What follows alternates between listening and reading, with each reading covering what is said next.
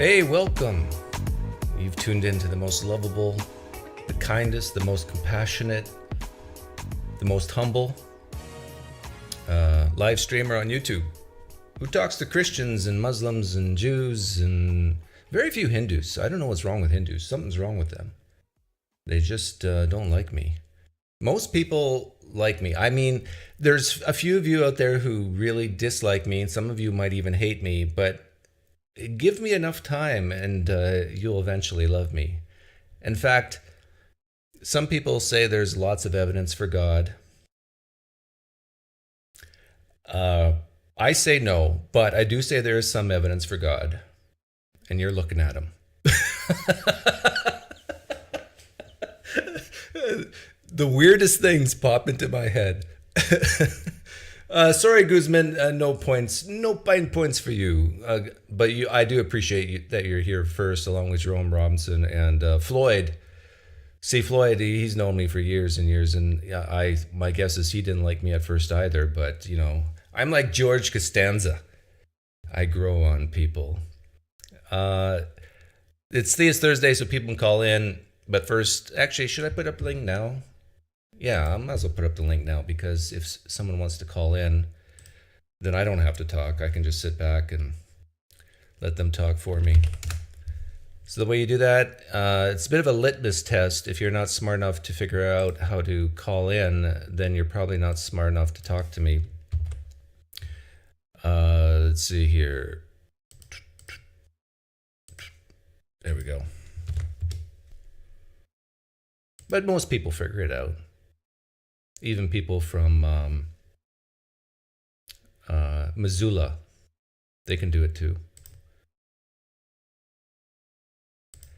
But there's been a lot of talk about Asbury. How many people in the live stream chat here have been through a revival in your life? Usually it's in Christianity. Do Jews and Muslims have revivals? Do they need to revive things? Do Mormons have revivals? Do Jehovah's Witnesses have revivals? I don't know. I don't know the answers to these questions. But I know evangelical Christians, they have revivals. And I've been to a few of them over the years. See, this is the thing. If you look at these revivals, and I'm looking at one right now here. Let's see, is there one live? Yeah, there's one live right now.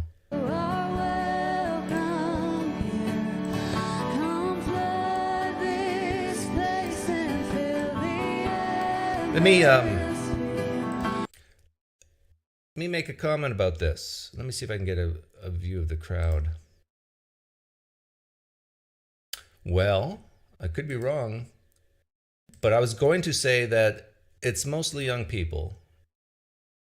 But it looks like there's a few middle-aged people in here. Yeah, so there's an old guy. There's an old guy. But I still would think that over 50% of the people in here are probably under the age of 25.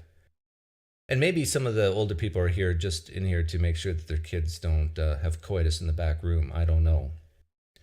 But if you've been to a revival or revivals like I have, you realize, even as a Christian, that it's basically psychological priming.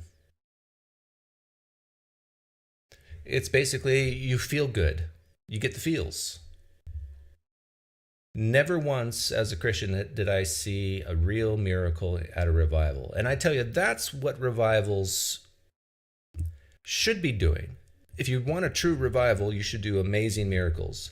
And when I say amazing, you know what I mean. None of this back pain, foot lengthening garbage. I mean, take this guy playing on the guitar, levitate him, pray in the name of Jesus, his leg will fall off and then reattach. Stuff like that, you know, or get a real amputee in there. But you know, I understand how a lot of Christians will say that you cannot test the Lord your God. You cannot treat him like a vending machine. You cannot demand things of him. And I got a way to get around that. Because Christians do not respect Satan. They don't love Satan. Some of them fear Satan.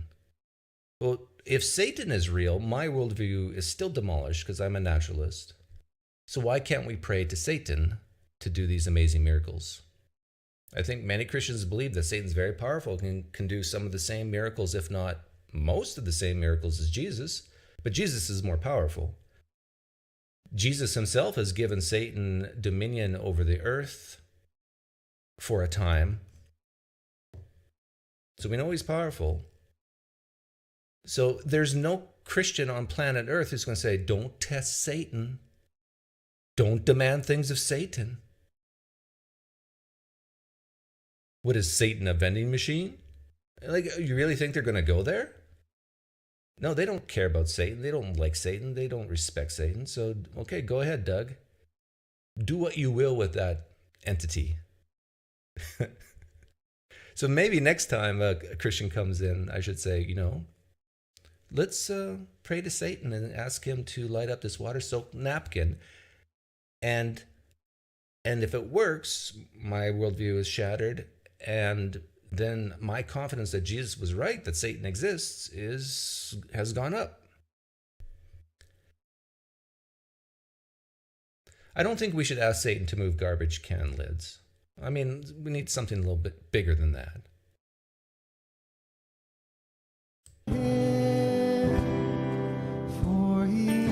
And what is it with the music? It all sounds the same to me, right? For the people who have been to revivals, it's all like this.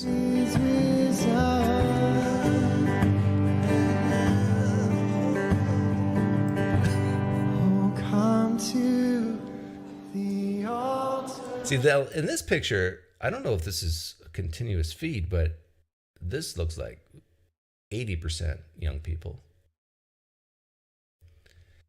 And the things I'm kind of critiquing about Asbury, saying it's all about the feels, it's about psychological priming, it's about being in a room with a bunch of people with a common goal to feel good, to be close to God or whatever, and it works as far as feeling good.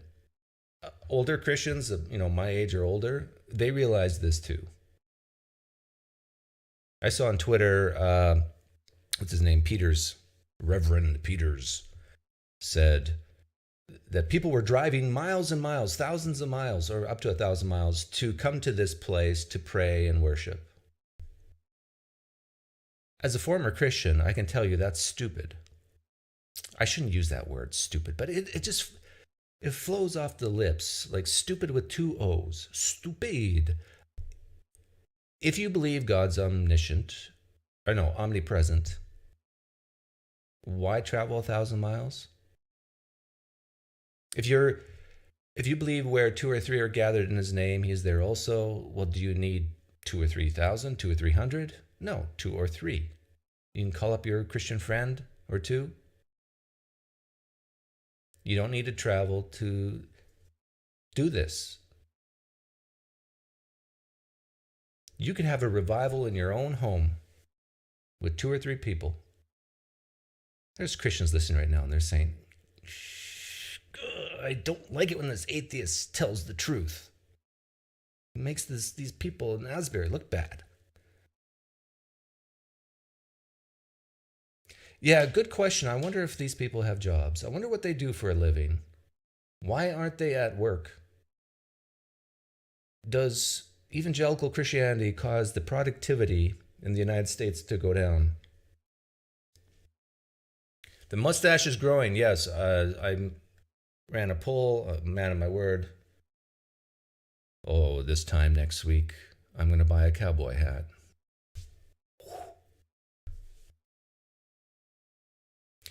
I noticed Pelagia is live right now too with this guy. I got to say this. In fact, let's see if we can beat Pelagia in view count. Oh, I'll do the same thing I did with Caption Christianity. Actually, let's put that up. JonathanMcLatchie reached out to me this past weekend. Let me do this.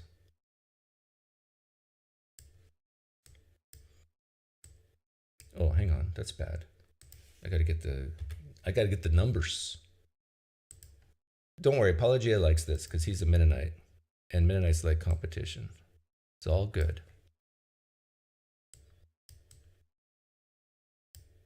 Jonathan McLatchie reached out to me on Friday of last week, and he asked me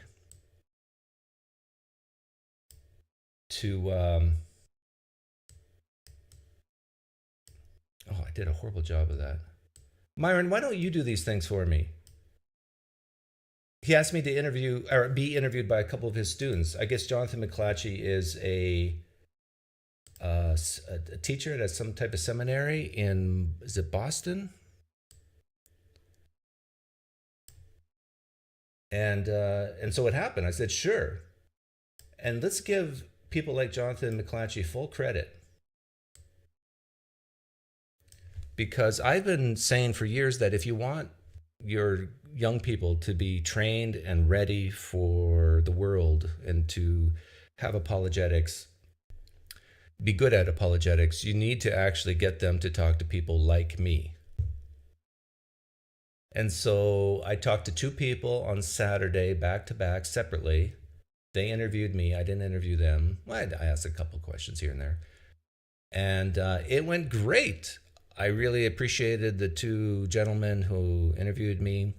We had a very civil conversation. But I want to say this. Several times during those two conversations, this makes me feel so good. They said, I had never heard that before. I need to think about this. Your answer surprises me. Never heard that before coming from an atheist. Something to that effect.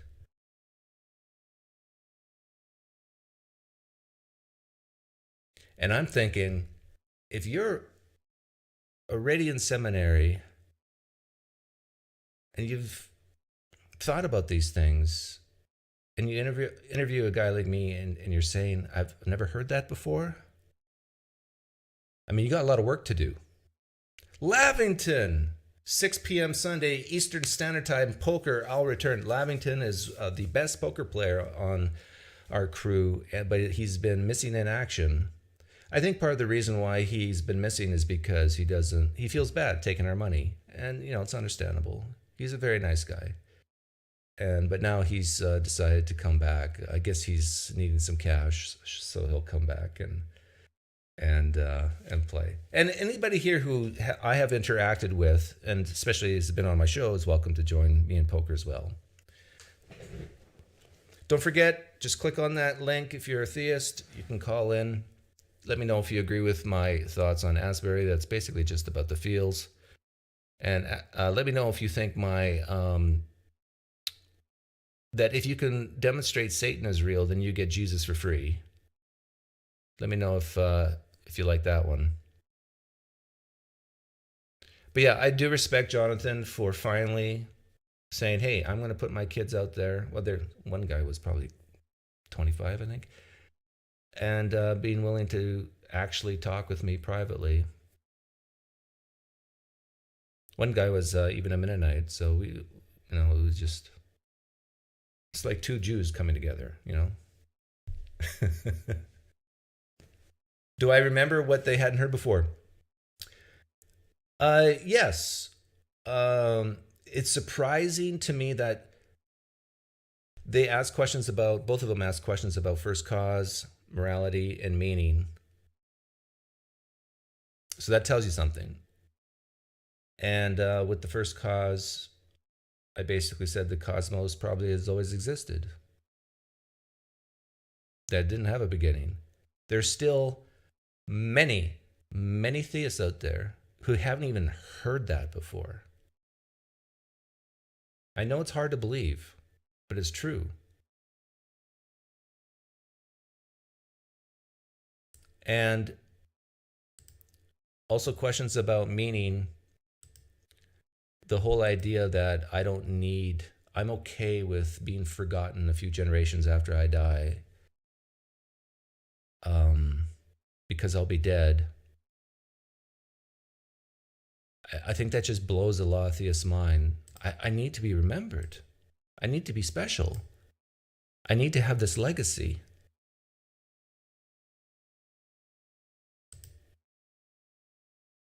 With morality, saying that I believe morality is subjective, and then they talk about God, and I'm going, well, isn't God personal? Yeah. And then you're with me. God's a subject. Subjective morality. It's what flows from his nature, or i.e., God's opinion. Yeah, it's a bit of a silly hat, but. So we talked about first cause, purpose in life. How do you get purpose, meaning? But I think, at least with one of the gentlemen, I said, why aren't we talking about Jesus?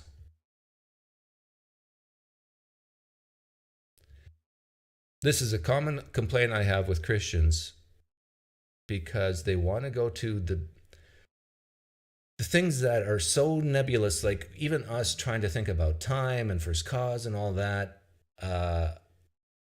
from 13.6 billion years ago, is like squirrels doing calculus. They want to talk about that. They don't want to talk about Jesus. Well, I shouldn't say they don't want to, but they didn't. And I asked at least one of them about that. And he said, well, my goal is to know your worldview, not to convince you that Christianity is true. Fair enough. But the questions about first cause and meaning and purpose these are guided questions, these pointed questions. And I have nothing against pointed questions. They're there to lead the naturalist like me to say, something's missing in my life. Either I'm missing an explanation, or I'm missing meaning and purpose, and here I can provide that for you. Have you considered Jesus? What can we do to get you into Jesus today? I mean, Jesus into you today.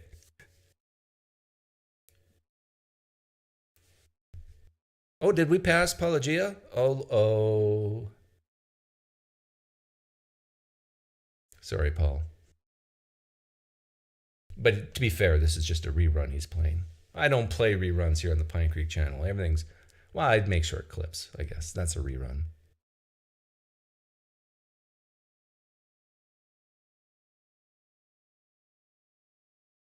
Let me put up the live stream comments here. It helps keep you guys in check, in line.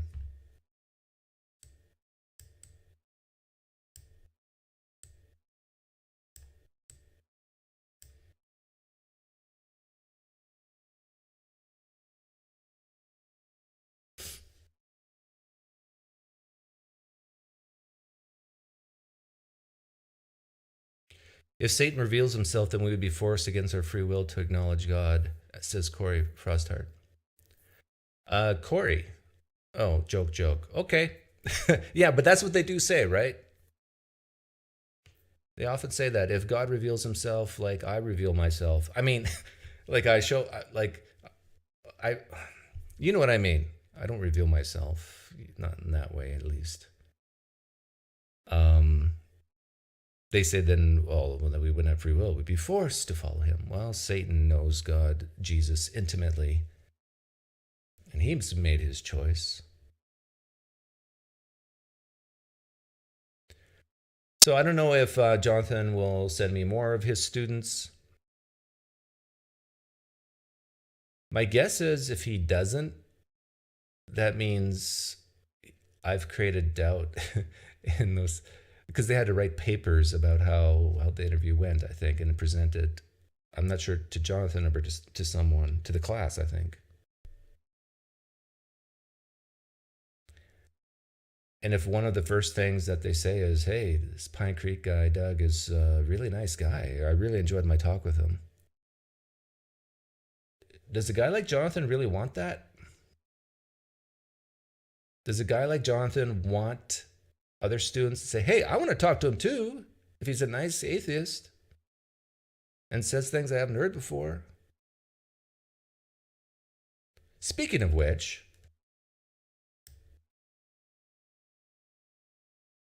someone just tagged me on this. Matt Dillahunty is a masterful troll.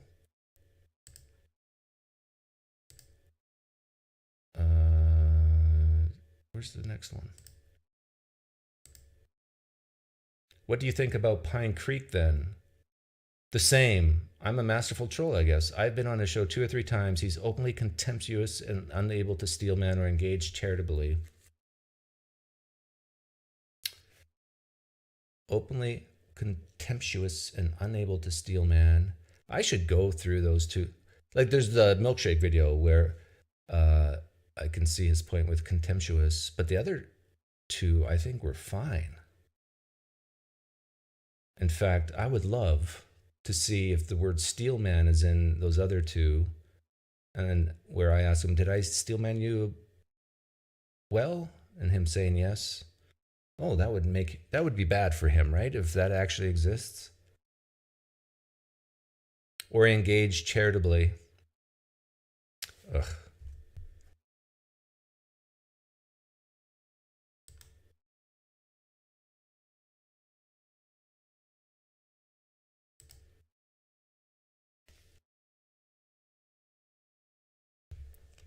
Randall blocked me for calling him a groomer.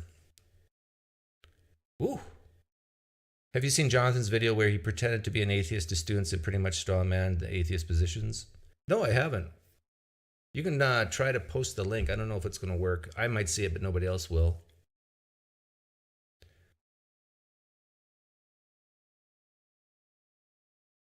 I think Doug Steelman's pretty well.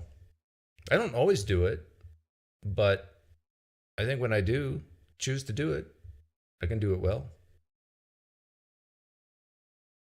Basically, actually, I take that back. I steal man a lot. Whenever you basically say something like, from what I'm hearing, you're saying X, is that right?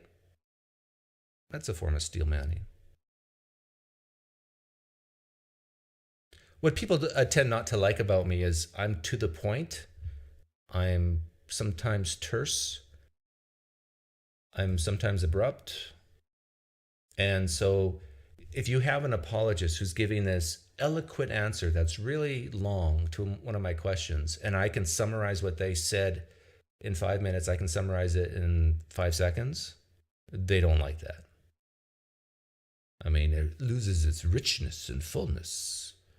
We need every answer to be like rich Corinthian leather.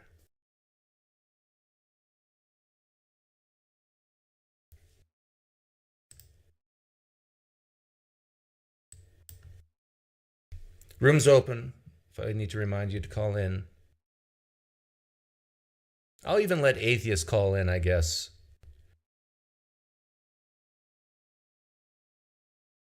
Until a theist calls in. Okay, that's the rule. I'll let an atheist call in until a theist calls in.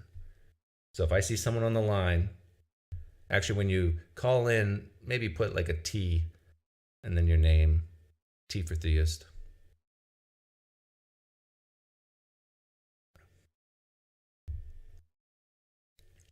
You should engage with all these apologists by starting, as a Christian, I'm struggling with this problem in the Bible.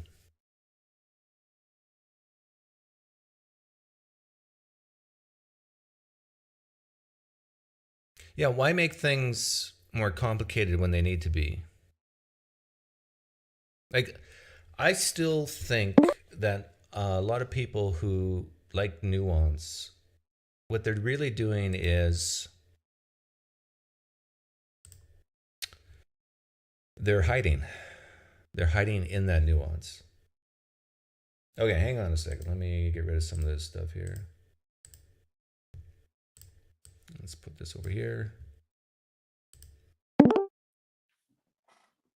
Hey, Doug, it's your atheist liberal friend. Oh, have we talked before? Yeah, the another liberal guy. I came on after you interviewed the one liberal guy who teaches, and he. Do you remember our conversation now? Was it on the other channel? Yeah, it's on the other channel, so we could talk more about religion if you'd like. But I'm an atheist, so I'm kind of boring. Yeah, I like to keep this. I know they always intermix, but try to keep it as much about religion as possible. I'll see if I can somehow figure out how to change my name. But I think Apologia has done a good job since you were showing the video right there. He's, I think, bridging into the theist audience. And I think you do a good job of that too. You don't try to be too antagonistic towards people. You generally go by the Socratic method. I'm not trying to disinflate your ego here, but yeah, generally speaking, I think you and Paulogia have a similar style. You're not in the Matt Dillahunty, which I think Matt Dillahunty is an honest interlocutor. But your thoughts on all this?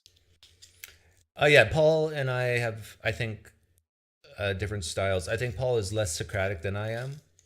I think he's willing to go into the weeds more than me.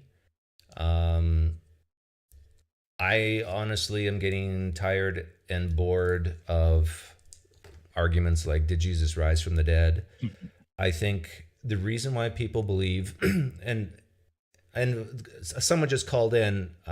Sorry, let me know if you're a theist, and I'll let you Yeah, know. But let them on if they're atheists. They'll be more interesting than me. but the best answer a theist can give is why they believe in God is because it makes me feel good. I like it. So And you're saying you're not convinced by the maximum facts, the minimum facts, the undesigned coincidences, the kalam. Those don't convince you? no, no, Oh, wow. no, Wow, no, yeah. no. Well, I'll let you go, and we'll probably speak again, but hopefully you got a theist on the line. Okay. Thanks. Although he just left. Call back in.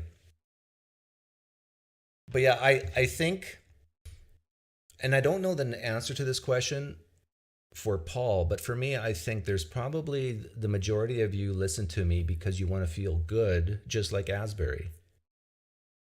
I'm kind of shooting myself in the foot here because I'm kind of making you feel bad.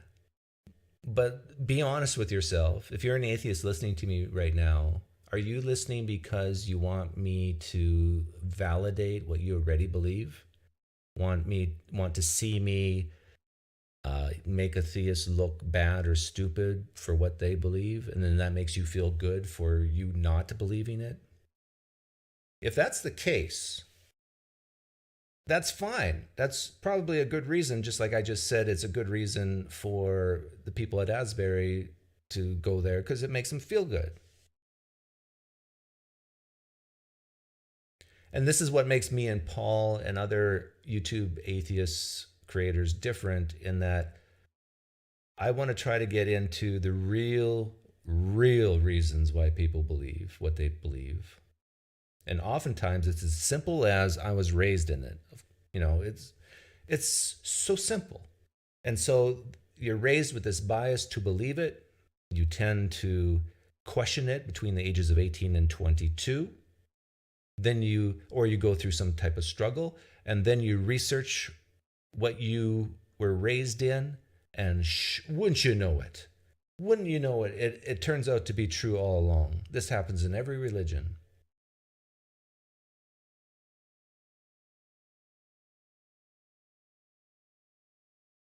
Meaning, purpose, explanation. The things that the Jonathan McLatchie's students asked me this past weekend are the real reasons they believe.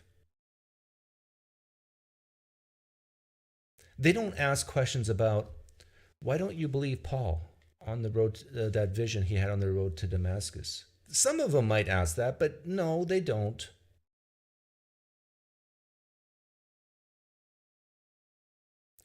Doug, why do you believe the earth is billions of years old? Some of them might ask that question, but most of them don't.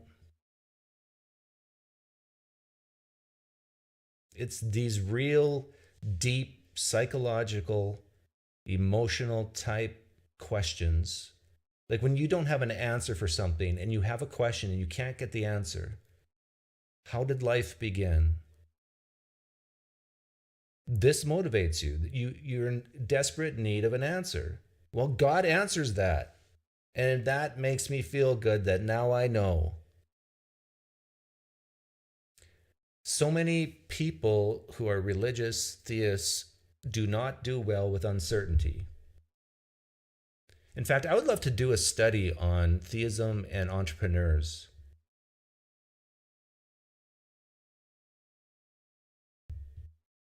And more specifically, the entrepreneurs that are theists, are they as committed or religious? Do they go to church as much as non entrepreneurial theists? Because what I'm getting at is this whole idea of willing to be uncomfortable. As an entrepreneur, you have to be willing to be uncomfortable. You have to be willing to have lumpy cash flow. Like last year, and the year before, my business was booming. In the beginning of 2023, it's dead. To be honest, it's a little scary. But I think back, it's feast or famine. You have to be prepared for that. And being raised on a farm prepared me for that. That's why you have to plan, save your money, have no debt. Room's open. And I guess I'll have to take an atheist if theists don't want to call in. So, and remember, if you are a theist, put a T in front of your name when you enter. Or even type it in the chat, whereby. Hell is why most theists are theists. Well, that gets to my point of feeling good. Because going to hell makes you feel bad. Not going to hell makes you feel good. But keep in mind, there's many theists out there who don't believe in a bad hell. Mormons don't believe in a bad hell. Jehovah's Witnesses don't believe in a bad hell. Orthodox Jews don't believe in a bad hell, except for maybe very few amount of people. Hinduism kind of believes in a bad hell, but it depends on how you've lived your life and how bad, sure, being reincarnated as a worm is bad, but it's not like you're being tortured. And it's not like you're conscious of you being a worm. I don't know. Do worms have self-awareness? I don't think so.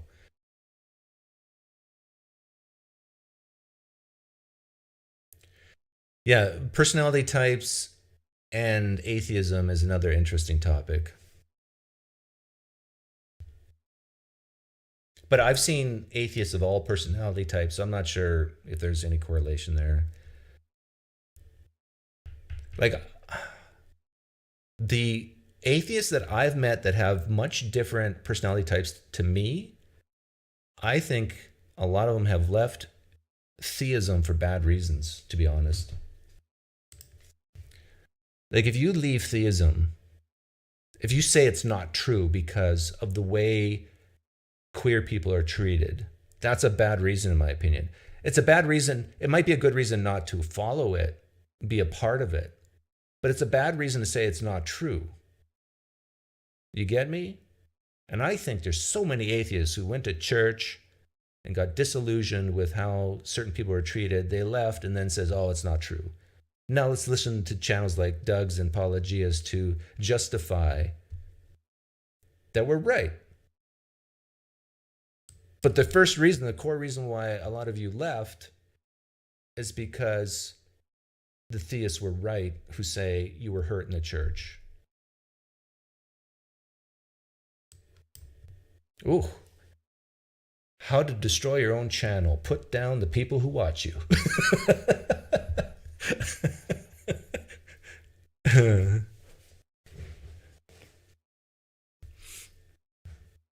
I'm not putting you down. I'm just saying. You should leave Islam because you think the core propositions are untrue. You should leave Christianity for the same reason. Judaism, Hinduism. You should not leave because of the followers of said religion.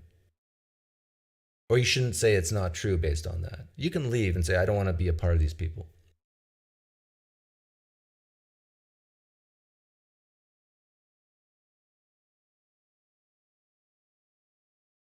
And I would think many theists would agree 100% with what I just said.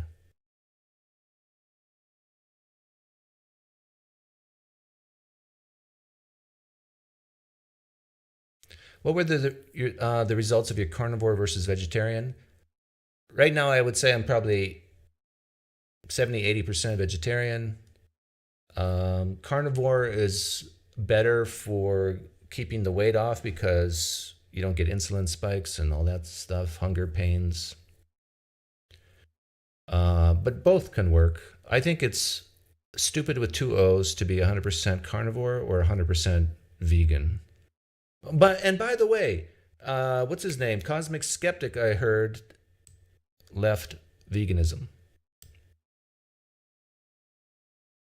And I made a bet with someone who was on this channel who said, I became a vegan partly because of Cosmic Skeptic, and I made him a bet he would not.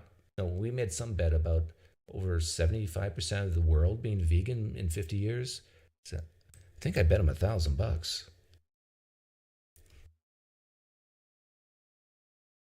What is the opposite of being hurt in the church? Being loved in the church. And that's why a lot of people are in the church, because they need love.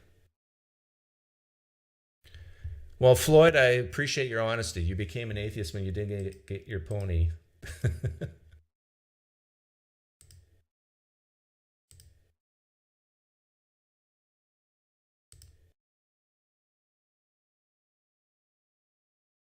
Oh, good. We're still beating Paul.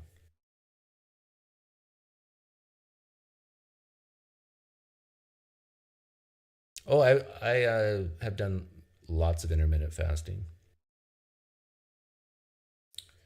But if you're an atheist, you can call in, but try to keep it on religion. There's no bad reason to leave religion. That's not true.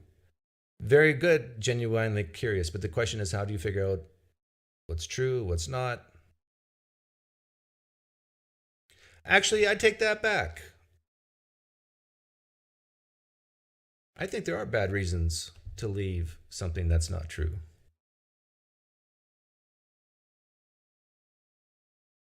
I mean, think about it this way. Let's say I had a coin. I don't have a coin here. Heads, Christianity's true. Tails, it's not. And I'll follow the coin. Isn't that a bad reason to leave it if it comes up tails or whatever I said? I think that's a bad reason to leave it. Thanks for the donation, Big Daddy, Addy. I was raised Jehovah's Witness, and my dad's whole side still is. Once getting out of the cult like that, it's easy to see how the rest are just the same. Yeah, I agree. Because you see patterns.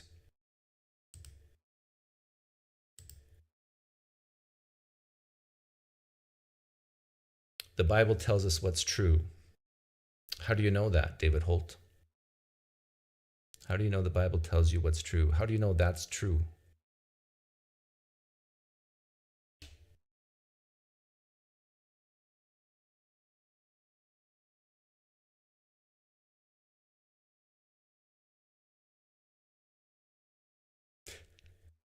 Yeah, 2 out of 3 flipping coins. Then we know we're closer to the truth. Okay, what do we got here? You're back. Hey, Doug. You're back. Yeah, I'm back. Well, totally on religion here. Did you catch Matt Dillahunty's debate with Posh? Was it recent? It was recent. It was on Modern Day Debate, and the theist basically it was called "Is Christianity Rational?" And he basically never said the words rational, never said the words Christianity, and only wanted to debate about materialism. And I think that's the state of apologetics, which I kind of see in your chat, where it's just a bunch of claims. Yes. But we do have a theist, so I'm going to let you go. Oh, well, bye again. I'll answer quickly before. Baked Alaska. We talked last week, right? Yeah, man. How's it going? Good. And you are a theist, if memory serves. Exactly. Yeah. I actually really enjoyed our conversation. We got cut off. My computer was glitching out. Right. I remember. But yeah, we were talking about, in part, the Murdoch trial. Yes. And what I saw. Yeah. But we'll keep it on religion today, right? Exactly. No, absolutely. Why did you want me to? Well, yeah. Do you agree with or disagree with anything I've said here so far? I actually do agree. I think actually you're spot on. I mean, I think people do. I can't speak for the atheist side, but I think on the believer side, it definitely makes people feel better, or it resonates internally in a way that they can't necessarily. It's not necessarily an part of their epistemology. It's just something that they feel is right. But let's ask it personally. Does it make you feel good? It does. And is this one of the main reasons why you're a believer, you think?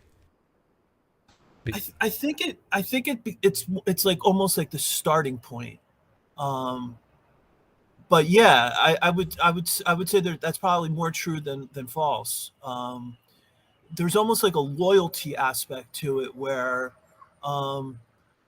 when I'm like questioning my beliefs, sometimes afterwards, like I almost feel guilty for doing that, because it almost feels like disloyal to God, Yeah. to do that. Or sin, like you're sinning.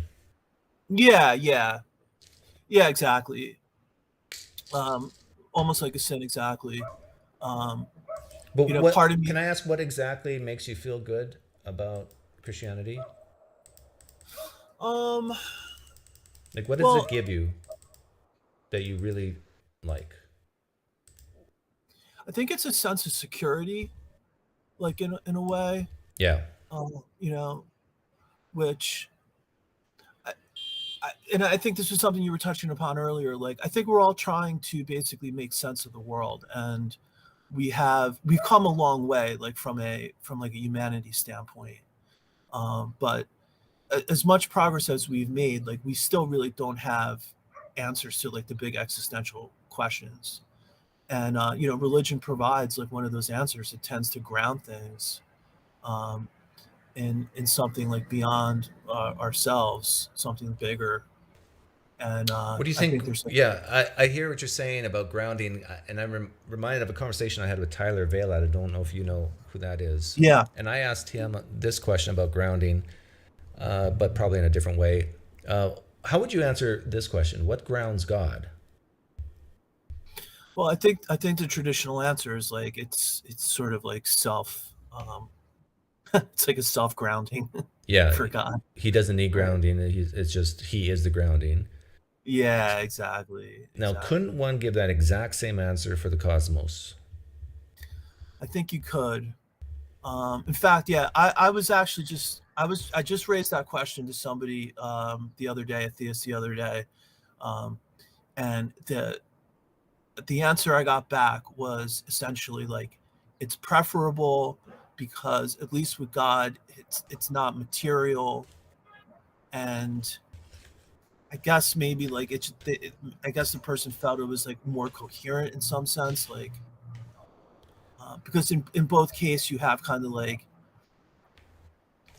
for example, like if you're trying to explain like the origin of the cosmos, you get stuck with this like, well, A cannot create A, and that seems to be like a contradiction on some level. And you get the same thing with God, but I guess people maybe because they feel like it's like the God concept is like immaterial, that somehow that makes it like a little bit easier to swallow. Yeah, isn't it interesting how that reason, well, God's immaterial, so it makes that explanation easier? I would say the exact opposite, because we don't have any examples of immaterial. You notice how the word itself is the negation of something we already know? We know the material Right. exists. What's this God thing? What's he made out of? Well, the immaterial. He's not made of atoms like we are. Well, what is he? What is it? Well, Yeah, it's exactly. spiritual. What's spiritual? Well, it's Right. non-material. I mean, it's always what it's not, never what it is. Yeah. I mean, I have a hard time with that too, actually. Um, the only way I can make sense of it is like the idea that like our mind is somewhat. You could, I guess, try to describe the mind as like an immaterial thing, and but of course, like the mind like is tethered to the brain, and that's like the physical substrate to it. But um, I guess like it's like because what's interesting about that is like even people like Roger Penrose, for example, who's like agnostic, um, has like a view. I think that I think from the metaphysical perspective, like he tends to view the mind like having like an existence. Um, so I don't know. Do you think that makes any sense or? Yeah, the problem is, even if there is a mind that is separate from the brain, which I don't believe, but even if there is, it's pretty clear that I think theists even have to concede that it's dependent on the brain, at least while we're alive, right? Yeah. Yeah, exactly. I've heard some like counter examples where like children were born with abnormalities where they were actually I'm not sure if it was just the frontal lobes were missing or how much of the brain was actually missing. But I guess like people tried to point to that as some example as like it's not Yeah, I think there's necessary. even a Gulf War type guy who's had half his brain blown out and he can still function quite well. Yeah. But then I you mean, then you got the experiments of, have you heard the one about the corpus callosum being cut and then I forget exactly how the experiment worked, but basically they could talk to each side of the brain because they're no longer yes. talking to each other, and Yeah, right, yeah, exactly. and they would give different answers to the same question.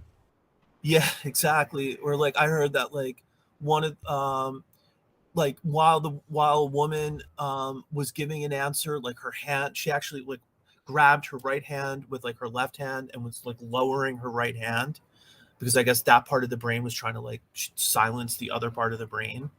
Wow. Um, yeah, so it was like a total bifurcation. Like Um, stuff like that should scare you or scare theists, I think, because like if I was a neuroscientist and I gave you brain surgery, there's a chance I could make you a non-theist just by changing some of your neurons or areas of your brain. um, yeah, I mean, I guess that's true. Uh, Like if you got in a car accident today, I hope it doesn't happen, but if you did yeah. and you got amnesia, and let's say you don't rewatch any conversations you had on YouTube or anything, do you think if you had to start all over again, you knew nothing about, let's say you know maybe your name and how to count and those sort of things, but when it comes to deeper things that require more processing power, you just forgot. So in other words, you're not a Christian anymore. You're just not a theist anymore. Do you honestly think if you were to restart, hit the reset button, you would end up in Christianity again? Um, it's a good question. I mean, it does make you wonder, like um, when like your sense of self, like what does that entail, and um, because like I think we're more than our memories, and but what we actually are, like what our identity is based on, is very hard to kind of pin down. I don't know. I mean, like the way my approach has been like a sort of trying to look at the evidence like objectively, and I think there's issues with like both worlds, both sides like have um Well, we talked about last time we talked about issues within Christianity a little bit. What are the main issues you don't like about, let's say, naturalism? so what I find like difficult to it feels incoherent to me like on some level just because like everything kind of just becomes like materialistic in terms of like do we have free will, what is consciousness, morals, like, all of these things just don't really seem to make much sense like in the naturalistic from the naturalistic perspective, um, especially something like free will. um, Why not just say there we have no free will? well, I mean, I guess you could, yeah. I mean, that seems like the most intellectually honest like answer.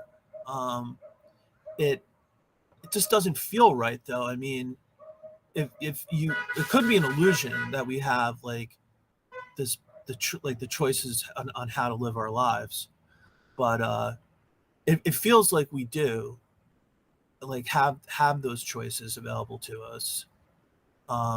Like I know what's the guy Daniel Dennett. Like I've heard some of his stuff, and he basically tends to say that it's basically about control, and like so he'll use an analogy of like like a rock falling down a hill, and that if you had all the information, like you could determine where the rock was actually going to go. Yeah. But it, has the appearance of complete randomness. Like, and so I guess he kind of looks at it like it's the same way with like humans. Like, but it's kind of hard to wrap your head around it. I mean, some of these things really are like really abstract, and I think like it's almost like Pascal's wager. It's like, since these issues are they're probably beyond our grasp, and so if you're going to err on coming down on one side or the other, like, why not err on the side that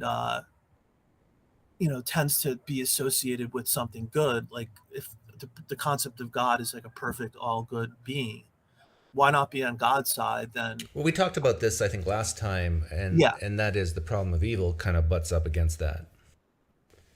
That's true. Although, like, that's right. I think this is where we got cut off. So, like, I mean, you don't think that the evil in the world, like, is counterbalanced and somewhat justified by the fact that in exchange for the natural and man-made evil, we all get to live and we get to love and like prosper and enjoy existence. Well, some of us might, but I think if you look at Earth's history, wouldn't you say it's over 50% don't have that?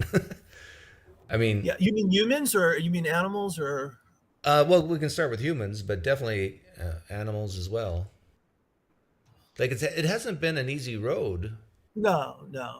If you look back at the last 300,000 years, and then go further back with evolution, like those poor dinosaurs.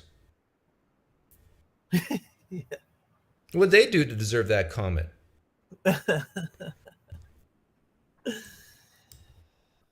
No, I hear you. I guess. Like, get me wrong. I do think there's many, what I would say is good things, virtuous things that happen in the world.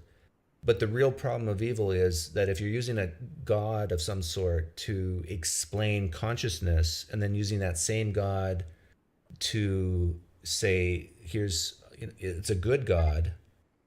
This good god, I think it's very reasonable to say, wouldn't create us. Wouldn't create this, at least. He might create some type of sentient being, but not the ones that we see. Because he ends up creating what he hates. Because he's an all good God, he's creating something that he knows will lead to something he doesn't want. And I think, I'm not sure if we talked about this, but this is the contradiction I see. Want to create does not want evil, pain, suffering, sin. Maybe he wants some suffering, for morally sufficient reasons, but he definitely doesn't want sin. Yet he knew he wanted to create, knowing sin would result.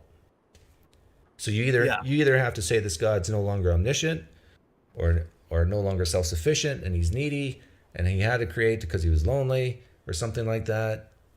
I mean, it's a real problem, which I don't have in my worldview. Well, I mean, but does that presuppose that, like, there is some other possible world that God could have created that would have had all of this goodness? Yes. No, because you use the word. It presupposes that God didn't have to create anything. Yeah. Yeah.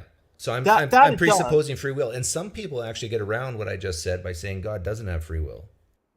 They'll even bite that bullet. Right. Yeah. No, that sounds crazy to me. So if God had the free will not to create, and he chose to create something that will lead to something he hates, i.e. sin, that's a problem in your worldview.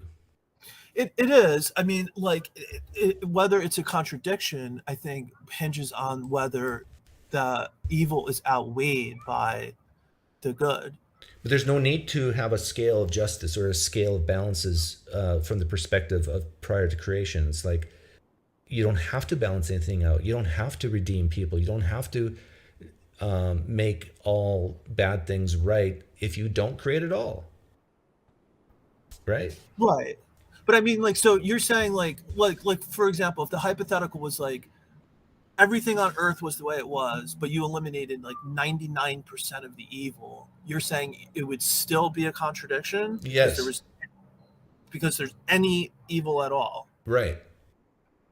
So like an evil could be just like a moral wrong or something. Anything that goes against the nature of this God that we're talking about. Yeah. Yeah. So if this God so, doesn't want that, but, right. And some theists I've talked to in the past have said, no, actually God's okay with a little bit of sin. He wants it. That's another tough bullet to bite.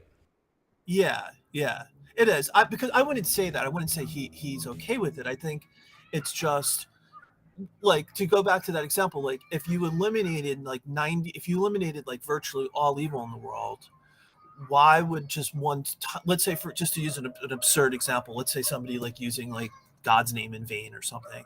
Let's say somebody's walking down the street and they use God's name in vain. Like that small amount of evil would negate having God have the creation. Yes. If you believe that God hates any amount of sin.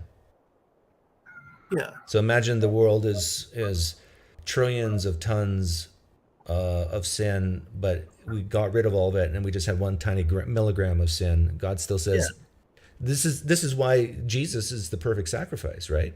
Because you need a perfect sacrifice to atone for the sin. It can't have, like, if Jesus had just a little smidgen of sin, do you think Christianity would work? No, it would be totally different. Yeah. So this is why I think it's a contradiction. I try not to use the word contradiction. It's a severe tension in the Muslim, Christian, and even the Judaism type God, because I really don't think this God would create anything at all if he existed. The fact that we do exist is evidence against this God. Yeah, no, it's interesting. I mean, it makes sense. Like, it's tough to like to assess the issues because like we have limited information and we don't really know like I'm not sure how up to date you are with how Christians deal with this, but this is why Molinism was invented to help solve this problem. This is why open theism was invented to help solve this problem. What's open theism? Open theism is basically God's like a mega Thor. He's really powerful. He's a good predictor, but he does not see the future.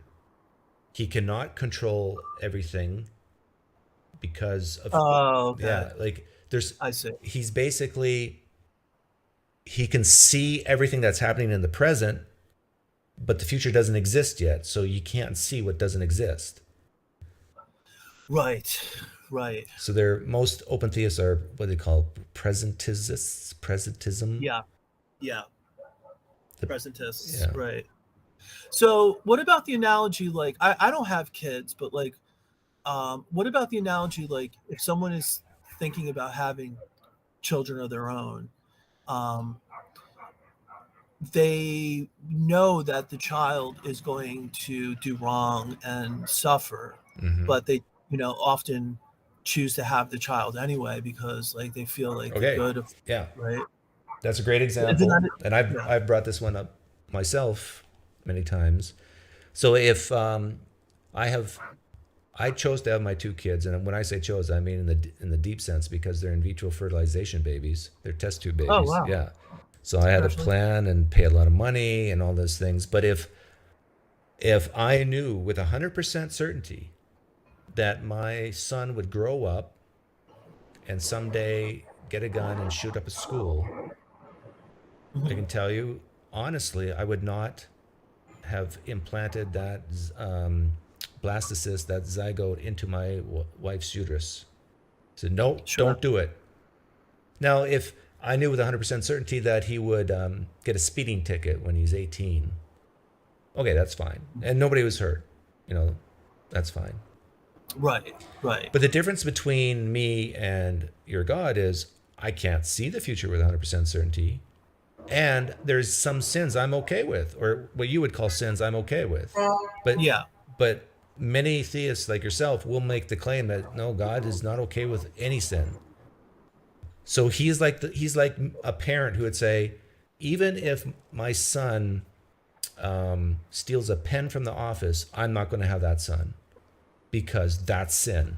And I don't need my son. I'm not selfish for my son. I'm not lonely for children. I mean, I don't need them. So if I hate pens being stolen from offices and my son's going to do this, I'm not going to do it. He's not going to create that child. In my opinion, this is a rock solid argument against a certain type of God that many Christians and Muslims believe in. And I don't think there's any way around it. Right. Other than just completely change the nature of that God.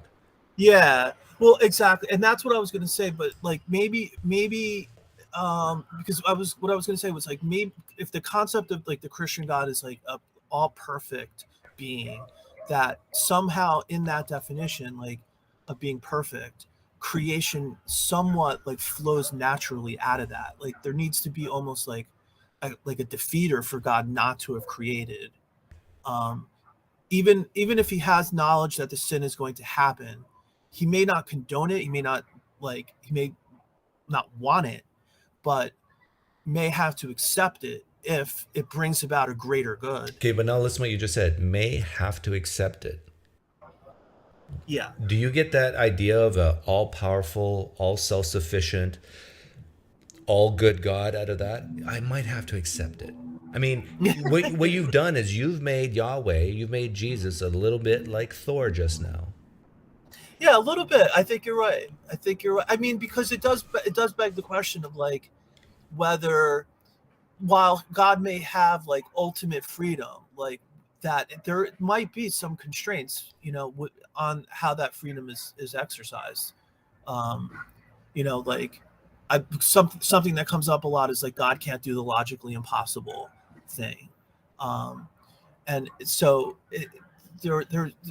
God is constrained, and how much constraint is actually there, or like what form that takes. But again, I guess it just, part of it comes down to like whether like if you're of the view that like the good outweighs the bad, I wonder if that's ultimately what your objection is, that like there's just so much evil and suffering that it just doesn't seem even the good outweighs the bad argument, I think, is very weak, because think about a rapist who rapes a young woman and then gives his life to Christ years later, truly repentant, and dies and goes to heaven. And think about the woman who was raped, who doesn't find Jesus, doesn't accept the gift, and dies and goes to hell.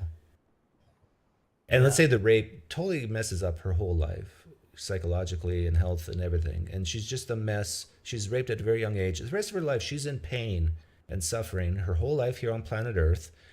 And then the real suffering begins, if you believe in the traditional view of hell, after she dies. The rapist goes to heaven. She goes to hell. How does the good outweigh the bad there? I mean, in that case, it wouldn't. I mean, I guess the question is like, would she really go to hell for, I guess we just need to know more, like. Yeah, and this is why you're finding more and more believers accepting universalism, or just saying that people are annihilated because of what I just said. They know that story I just told makes God look like a schmuck if that's how it works. And they don't feel good to hear it. And so they come up with new theologies to help them feel good about it. Okay, no, Doug, that woman who was raped, she's going to go to heaven too. Although now she's with her rapist in heaven. But yeah, it's in my opinion, this is all just craziness and nuts. No offense. No, none taken. I mean, like those are good examples. What I try to think about because I've thought of those things myself, like, because like you don't, I don't want like God to be unjust. I want there to be justice in the world, and to avoid that scenario you just described. What I try to think of is like the counter example where like the person, like, because if God is like all loving, he needs to be able to forgive people. And if somebody is truly repentant, the idea of like a God kind of turning their back on that person doesn't seem like good. So like it almost like the inverse doesn't end up making a lot of sense either. Like, You know what you like, just said? I wrote it down. God needs to forgive people if he's all good. yeah. You just weakened the omnipotence of God. You're saying God needs something. Well, maybe I shouldn't use the word Well, need. no, Like, I actually think it's a good word, because what you're saying, what flows out of his nature of being all good, is yeah. this need to forgive. But there would be no need to forgive if he never created. That's point number one. Point number two, Yeah. what you just said is exactly what some Muslims say. In fact, it's in the Quran. I got a Muslim waiting, and perfect Dawah, I'll let you in. But Okay. but in the Quran, it actually says that God, Allah, needs to forgive. He wants people to sin so he can forgive them. Isn't that weird? Yeah, that is weird. I have a lot of problems with the Muslim concept of God. But you just said the same thing. You just said that God is all loving, so he needs to forgive. That's why he created, because he's created an all-loving God. They sin, and he needs to forgive. But let's say they didn't sin. I mean, God's waiting there. Right. I'm waiting. I want to forgive, but nobody's sinning. I have this pent-up frustration in me. I mean, it's sort of like God's like a high school boy who wants to have coitus, and just there's no girls around. Like, come on, bring me a girl already. He's got a bad case of the blue balls. We should end it right there. Thanks for coming on, Baked Alaska. Right, good talking to you, bro. Yeah. Take care, man. Take care. Blue balls.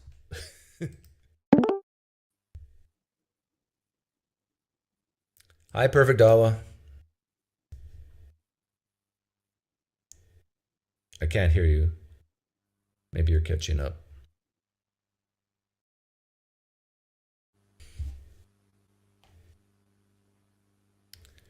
Still can't hear you.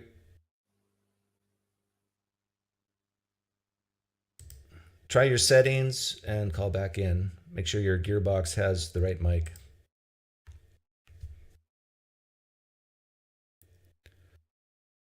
Ugh, Perfect Dawah. Well, I kind of say ugh too, but I'll let him know that we're not going to talk about things we've talked about before, and that I get bored easily. But maybe he has something new to tell me. How can you exist in infinite regress without God? Great question, Om. Look at this question. Oh, it's gone. Where'd it go? Never mind. How can God exist in infinite regress if he's a personal God? That'd be my response to you. Some people say God solves the infinite regress problem because he's outside of time, but if at the same time they say God's personal with thoughts. He has personal thoughts. He makes promises. Promises are time dependent. Otherwise, a promise has no meaning. How can God have a thought and then a thought preceding it, or a thought coming after? How could he have arrived at that thought if he's eternal past? Well, Doug, you just, it's clear you haven't studied the B theory of time. I mean, there's so much nuance you have missed.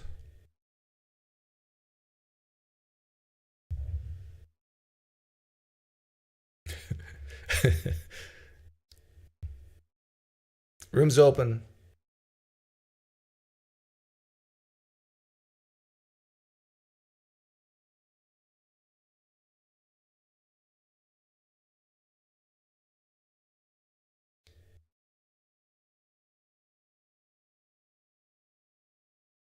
Well, what I'm saying, Zeleny, even if God's outside of time, in quotes, the fact that he's a personal God makes the infinite regress problem applicable to him. The problem that they put on, let's say, us naturalists.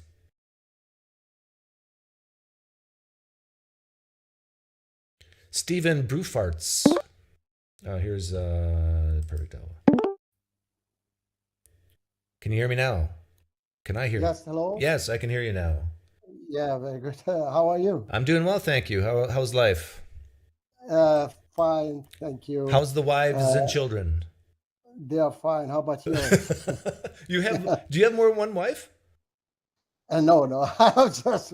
I didn't understand you. Yeah, I said, how are the wives and children? Oh, yes. It's a bit of a Muslim joke. No, I have just one wife, and I don't believe in polygamy, so okay, don't worry. Yeah. I don't think that that's Islamic at all. Anyway, I just wanted to say about, many people say that, okay, if you are, they think that if you don't believe, okay, you are a disbeliever, you will go to hell, which is according my understanding and those progressive Muslims understanding, it is not the case. You will go to hell according your action, not according your beliefs or disbelief. Okay, so in Islam, an atheist can go to heaven. Someone who calls himself Muslim can go to hell. Okay, can I go to heaven if I say Allah is not God? Yes, you can go if you do good deeds. The only thing you have to do here is doing good deeds. If you do good deeds, you have followed Allah's commands, because all He wants you to do is good deeds and avoiding bad deeds. Okay, so this is what He wants from you. You maybe don't understand, you don't get the message, you don't, you're not persuaded, you're waiting for something. Allah knows that you are just a human being. You may not understand, don't get this,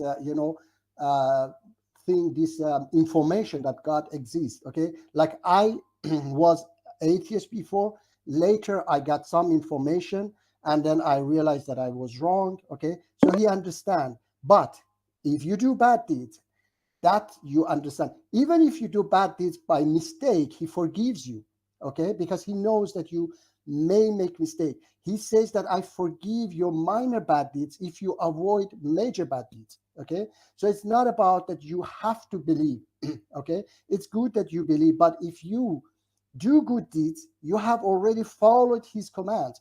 His command is just doing good deeds, sacrifice for others. Okay, so this is wrong that people say that, oh yes, in that traditional Islam, Shias extremists think that even Sunni Muslim will go to hell. Everybody who disbelieve in their beliefs, they go to hell. Sunni extremists the same. They say everybody else will go to hell. It is their understanding, their wrong understanding. But in the true Islam, even an atheist, even a Hindu like Mahatma Gandhi will go to heaven because he did a great job. He saved so many people from oppression, from, yes. Okay, well, thanks for coming on, Perfect Dawah. Yeah, you're welcome. And I wish that, you do good deeds in your life, and that's great. Okay. Okay. That's all He wants from you. Thank you. Take care. Have care. a nice evening. Thank you. Bye. Jerry. Good, thanks. Finally got on here. I've been watching a little bit. I kind of caught some of your shows a while back. I'm a theist, but I'm kind of a different theist. You're gonna have a hard time not pinning me down, I think, probably. But I'm a theist because I've had mystical experiences since I've been like 4 or 5. What kind of experiences? Mystical experiences. Oh, mystical. Since I was, I won't explain right now, but my whole life has been filled with these events that I think kind of show a pattern of God being involved in my life the whole time. I'm 67 now. I've got stories the entire way. When I was 17, I escaped from jail, and I think that's one of my biggest miracles. You broke out? Yeah, I broke out of jail. I was free for 12 years, and I considered it a miracle. I can tell you how I did it, but that's yeah. What kind of prison was it? Like high security? Yeah, Colorado State Prison for adults. And I was 17 at the time. I was sentenced to 5 years for a forgery charge for $20 check, but I escaped about a month and a half later. And the way that I escaped, though, was a series of events that was just so unlikely that I still consider it a miracle, because it was just one thing after another. So God wanted you to escape prison? I think so. I told you I'd be different. And not only that, but we were out for, it took them 12 years to catch me. So, I mean, and okay, now hang on here. You're telling Okay. me that God helped you break out of jail and helped you stay out of jail for 12 years. Exactly. I wonder if it's because God can empathize with you and has been in jail himself. Well, yeah, I mean, there is a whole backstory to this that I can tell you, that why this kind of makes sense that God would do this. And if you knew my story, I mean, I'd have to tell you my, childhood stories. I don't know if you want to go there, but those are the kind of things that would make this more sense. It would make more sense if you knew all that. So, well, let me try some street epistemology on you. Okay. It's like sort of like a Jedi mind trick. Are you all right with that? Yeah, I know. I've seen you do this before. So if you like, Perfect Dawah was just on here. He said he used to be in. Hang on a second, my audio levels are going crazy. If a 17-year-old Muslim was put in jail and then escaped, and he said, "Oh, this is why I know it's a miracle that I got out. This is how I know Allah is real and that the Quran is true." What would you say? I would say fine. Actually, I'm a theist. I'll tell you where I'm at theist, where my religion background goes. Would that help you? Okay, well, let me guide it. Okay. Have you ever used TurboTax? Yeah, been years. Yeah, TurboTax, they can guide you, or you can just do it on your own. Yeah. Let me guide you. Like, would you consider yourself a Christian? No. Okay. Do you believe in an omniscient God? Yes. Do you believe? I have to define omniscient. I don't even know what you mean by that term. He sees the future. Yeah, I believe he's going to see the future. Okay, do you believe in an omnipotent God that's all powerful? Yeah. All good God? All loving? No, not necessarily. Oh, Not necessarily. Okay. I think God, my impression of God is a bit impersonal, like very distant. So the loving, unless part it's breaking like, people out of jail. Well, yeah. In my case, he's pretty cool. So would you consider yourself deist-like, deist-light? You just believe in a creator God that has lots of power and started everything going and then kind of hands off? No, I would say this, that I acknowledge the Jewish prophets. That's the only part of the Abrahamic religion that I really hang on. The prophets, and I pretty much reject a lot of the other stuff, but the prophets, and I also use astrology for my belief in God. So they kind of both, but I do believe in prophecy, like I said, but I have a completely different view of that whole, the whole Abrahamic thing. Like for me, Jesus is the reincarnated Adam. That's how I look at him. So he's fully human, and that's how I interpret it. And that's unusual, but I know. Well, actually, Paul compares Jesus to Adam too. Yeah, there's been hints of it, and actually, there's a lot of places where you can. I believe Jesus thought he was Adam. I mean, before Abraham was, I am. I think that makes more sense that he was Adam than God to me. Well, could there be anything that you could learn, see, experience where you would say, you know what? I don't believe in any gods. I'm now a naturalist. A naturalist. I believe in common sense, and I believe in science, and so I like to use science as far as the basis of my religion. So I reject all the 7 day, anything that contradicts with science. Then I'll go with science over these words and whatever. So I am naturalistic in that sense.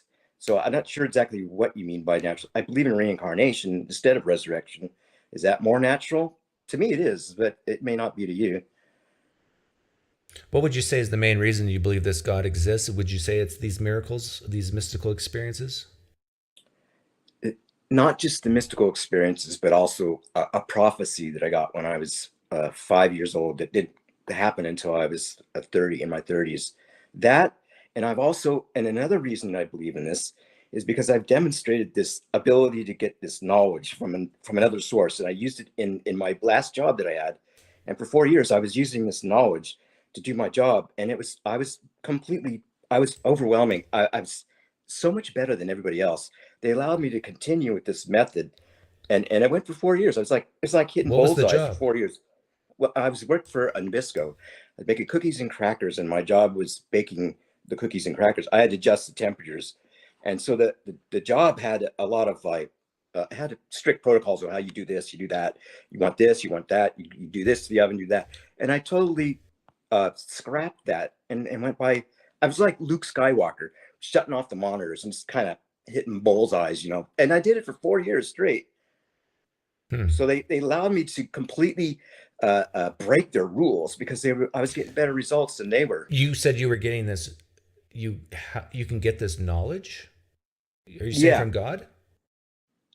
Yeah, from an inside source. Yeah, I would say. And so. how do you get this knowledge from God? Through thoughts. I don't get voices, but through thoughts. I get concepts. I get whole concepts, and automatically, so I work with that concept. And so I didn't get voices saying do this, do that specifically, but I got concepts of how to learn. Are all concepts in your mind, in your brain, from God? No, I don't think so. But when I get an epiphany, when it's a strong epiphany, then yeah, I kind of pay attention to that. Can you get a strong epiphany and it not be from God? Yeah, I can. You can get an epiphany without God. So how do you tell the difference between what's from God and what's not? There's two ways. There's the physical aspect of it, and I know you talk about the warm fuzzies, and what I'm talking about is a little bit different than the warm fuzzies. I mean, warm fuzzies for me is like holding a baby. You know what I mean? When you held your baby, did you feel that warm fuzzy? Yeah. So that's a warm fuzzy. But this is something else. When I enter into these dimensions, let me explain. When I was on my job, I was meditating, kind of like Yoda. My eyes would be closed. I'd be going into these deep states of consciousness, even on my job. And sometimes people would come up to me and they'd find tears in my eyes because that's one of the side effects of it. But so I was able to meditate on the job for 45 minutes out of the hour, and then do my tests. And these were all scientifically proven tests. I had to take a series of tests, and all these tests were very exact. I had to reach high standards to bake these cookies. So that I was reaching those standards. So when I have this impression, it's both this physical thing that's going on, and it's also this mind thing, that the epiphanies at the same time. So that they're both working kind of in concert. The flow, the warm fuzzies that you get, to me, they're dynamic. They're very dynamic. They can. It's like an orgasm. I can stay in these states for hours, and it's like an orgasmic state where I'm feeling this loved thing, and it's not the warm fuzzies. It's something that is overwhelming to me, and sometimes I'm in it for hours a day in this state. It's completely addictive. You mentioned that you had to take these tests. Is there any way to test that these are from God versus not? Like you admitted that there's some of your thoughts, concepts, epiphanies are not from God. How would you test which are from God and which aren't? Well, in this case, in the work case, how would I test it? Well, I got the results. They're scientific results. You're taking tests out for various but they're quality not control. saying whether or not God's behind it. They're just saying that you know how to make cookies, right? Yeah, you could say that, but I'm attributing it to God because no one else could perform that. I was like an Elijah. I was saying, hey, here's my method, and it's better than your method, and it was pissing a lot of people off for sure, but that's how it went. Okay, you mentioned Elijah. I was like Elijah. I was like, and actually, this is what happened. Here's what happened. Okay, about 4 years. This is about just before I took over these ovens. I had this explosion. You've heard about the thing with the Paul thing, when you had that vision. Mm-hmm. Well, this is kind of what happened with me. Is that I had this thing. I was watching an NBA basketball game, And all of a sudden, that flood of love just absolutely came in out of nowhere. And so from that point on, I was every single day. I was just filled with this thing. And so I started posting on Facebook. I was exploding on Facebook. And I came out on Facebook like a prophet. I was telling all my Christian friends, flee the church, grab your Bible, go. And so I was prophesying. I was telling them, this is bad. Get out. And so then I took over the oven and I started demonstrating what I believe, that I had this thing. And so I was taunting them on Facebook, saying, this is what I'm doing. I'm like Elijah. I'm doing this, and you can't even match it. And it's pissing them off like crazy. And it's still on my Facebook page, so it's all there. But so I'm a naturalist, right? And excuse me? I'm a naturalist and an atheist. I know you're an atheist, and I'll be honest, I'm kind of ignorant as far as some of these terms. Okay, well, I just don't believe anything other than material exists. I could be wrong, but what advice would you give to me to be do you want me to not be an atheist and be more like you, or do you not care? It's up to you. I don't think you're going to hell or anything if you're an atheist. If you're a good person, that's fine. And I wouldn't suggest getting into God like I have, because it's debilitating, to be honest. To be honest, I'm totally consumed with this thing, and I can't even get away from it, to be honest. You talk about free choice. I don't have free choice in this. But for you, I wouldn't want, this isn't something that's for everybody, because you really can't, society wouldn't even be able to function if everybody had this thing going on with them, because I don't feel like doing anything except being in this state of consciousness. I'm in it for hours, and then, it's like, you can't, it's so addictive, you don't want to stop. So I would say to you, if you want to believe in God, that's great, you can. And I could tell you how I get to heaven. I can give you my method. But you might have to believe in a God, but a better God. You have to have a better image. If you're believing in the Mosaic, in the Abrahamic God that's pissed off, you've already got your images fucked up already. You need to find an image that's actually pure. And so if you concentrate and focus on a pure, loving God in your meditation practice and focus love towards it, then you can get into these higher states of consciousness. And I'm not the only one that's experiencing these things. I've seen it happening with different people on the Reddit subs, like the spiritual and the awakening subs. You see people popping up there that having these similar experiences. They're not Christian at all. They're just people that are meditating, and all of a sudden they come into this awareness. And so you mentioned, Jerry, that you wouldn't necessarily want me to be like you, because I think you used the word burden. Burden. Well, that it's tough. That it's like, have you sought out people to help you with this, or why? It's the hard part is, why would I want to do that? Well, you mentioned it's tough being you, right? I think you said something like that. It's tough because I can't help but see, my problem is I'm trying to help the Christians too. I'm telling them, look, you're in the wrong thing. I'm doing the same thing as you are, only I'm using the scriptures. I'm using the prophecies in the Bible to prove to them that the Christianity is wrong. And they hate me. They actually hate me, but I can't help that. That I'm kind of bound to this thing. And it's like, why don't you give the Christians the same answer you gave me? Like, do you believe a hell exists? No. So if the Christians are wrong, they're not going to go to hell. No, they're not going to go to hell. I'm not saying they're going to go to hell. I'm trying to help them out of the hell that they're in the toxic church. I don't really have a problem. See, I don't really have a problem with people that find a religion in Christianity, and there's people that might even experience the same thing to a certain extent, even if they're wrong. See, what I'm saying is that when they're focused on that loving part, that's how they get these experiences, the warm fuzzies, and it's usually when they're in their worship, when they're singing, they're waving their arms and all this, and that's when they get the warm fuzzies is right there. That's what grounds them, I think. Is that's what they keep going back for, and why they can park their common sense and still believe this stuff, because they got the warm fuzzies while they were waving their hands up. And I used to for years, I was involved in the evangelical church, Calvary Chapel, as a matter of fact. And my first church was which state? Excuse me? Which state?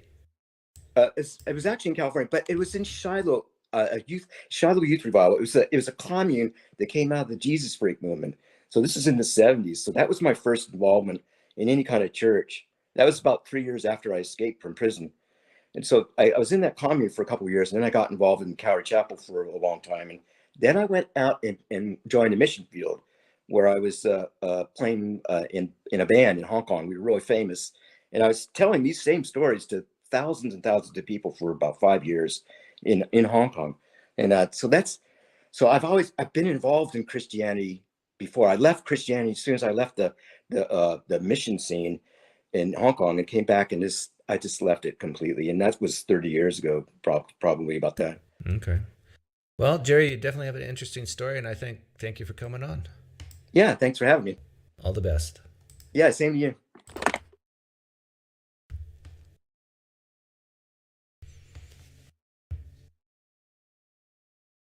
Yeah, what did he say? 5 years for a $20 forgery check? That's a big sentence for $20.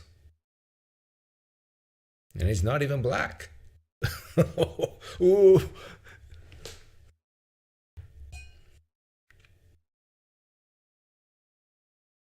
Room's open. Yeah, I think the Calvary Chapel movement in the 70s was very cultish. What was the guy's name who started that? Oh, I forget his name. Somebody here knows.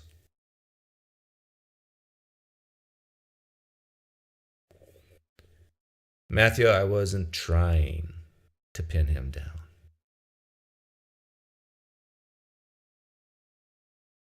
Didn't want to.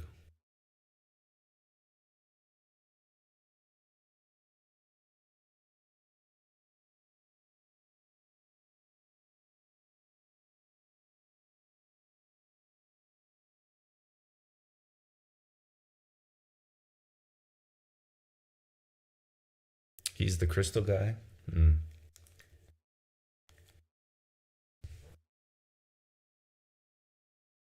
Room's open. Who doesn't like cookies?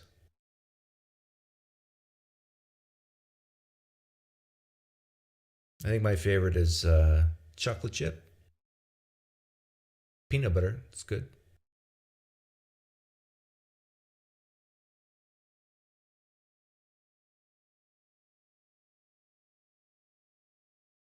It's interesting, I've had Alaska baked Alaska on, and then a baker on.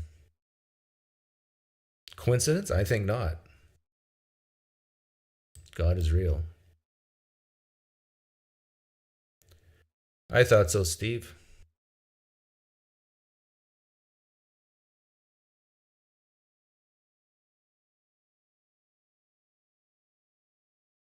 Yeah, I was actually going there, Andrew, but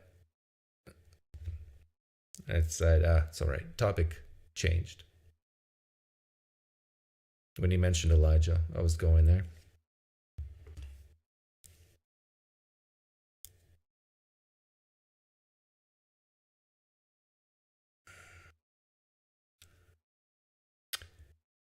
Yeah, I did not want to push that conversation. Just listen.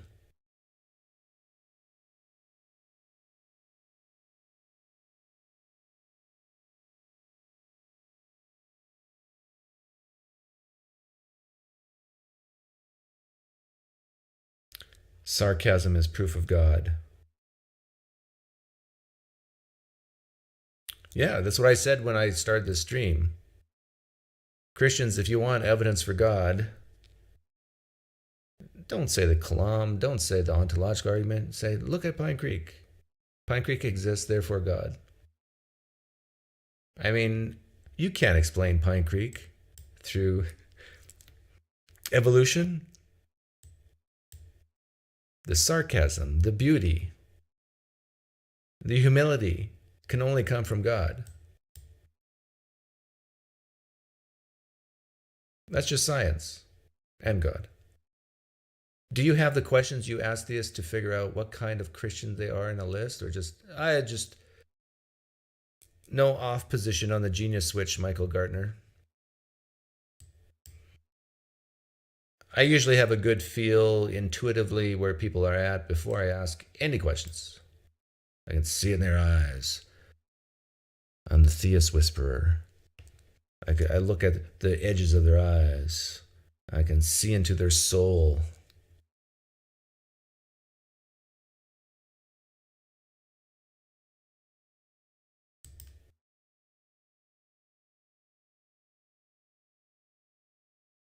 Consciousness is, when I was talking to Baked Alaska, consciousness is the interesting one, interesting argument. But if you've watched True Detective Season 1, Episode 1, I kind of agree with Rust there. That consciousness is a misstep in human evolution. Thanks, Nick. Salmon. Amen. That's all you guys need to know. Salmon.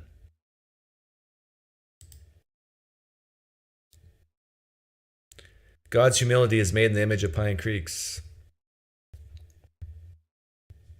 PineCreek was very humble, the most humble man in the world. PineCreek's mustache, therefore God.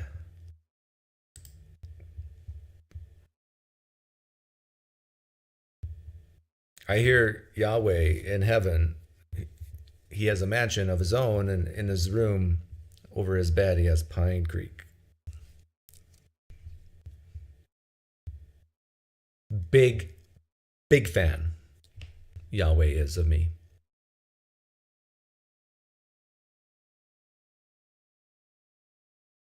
When Yahweh is surprised, he says, "Oh my PineCreek."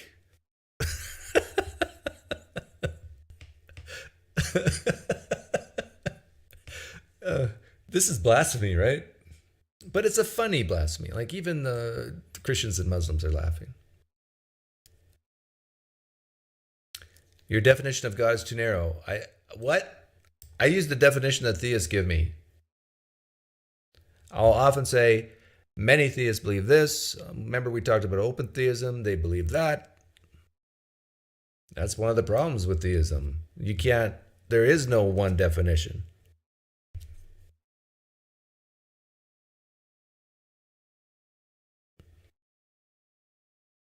PineCreek has God has a PineCreek hair coat. That's funny, Andy Rose. All the hair I've lost over the years, God, he knows every single hair I've lost, and he collects it and makes a coat out of it. Yahweh has a beautiful blonde coat in heaven. And then he has PineCreek written in the back of the coat in neon. Lights up at night. And then he has a big ghetto blaster. And a Walkman in case he needs to be quiet around church. I mean, if you know nothing about the 80s, you didn't get any of that.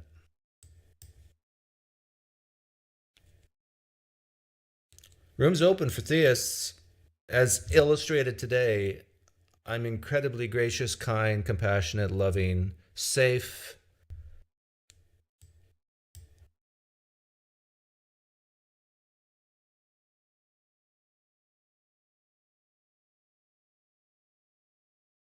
Actually, God did take my hair. He collected it all. He made a wig and gave it to Donald Trump. Whenever you see Donald Trump's hair, that's the hair I lost and God gave him.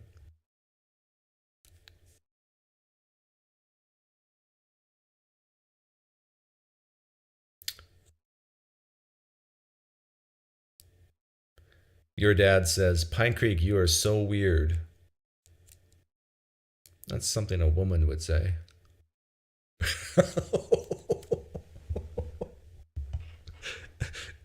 Maybe you're my mom.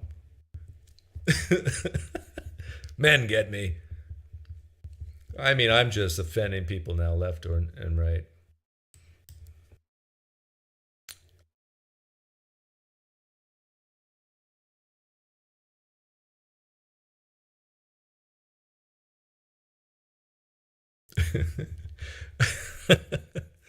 My PineCreek is an awesome PineCreek. He reigns.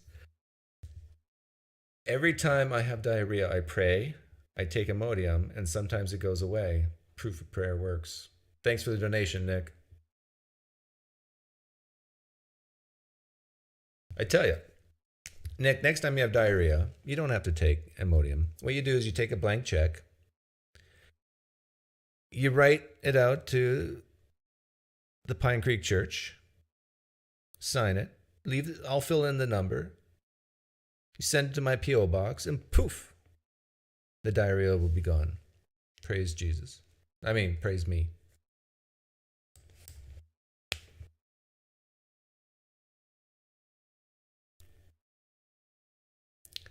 Come on, Theist. I know there's Christians in here. In fact, let's do a poll. I want to see how many of you are scared. I am an atheist. A theist.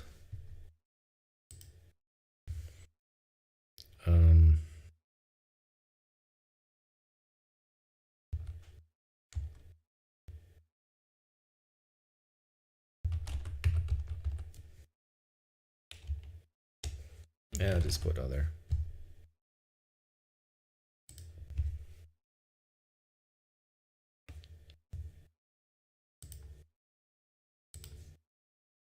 Let's see who's in here, shall we? And happy birthday to whoever's birthday it is.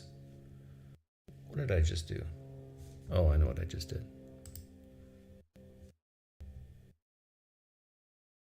It's usually about 12% theists in here. Oh, other. Come on, I shouldn't have put other in there. If you said other, I'm going to view you as a theist anyhow, so it's not like you're getting away easy. I'm going to lump you together with the theists, you other. Come on.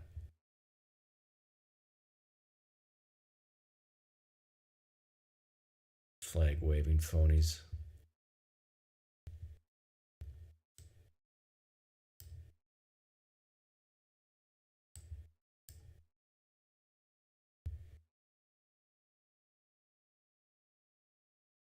Seriously, if you say other, I'm considering you a theist.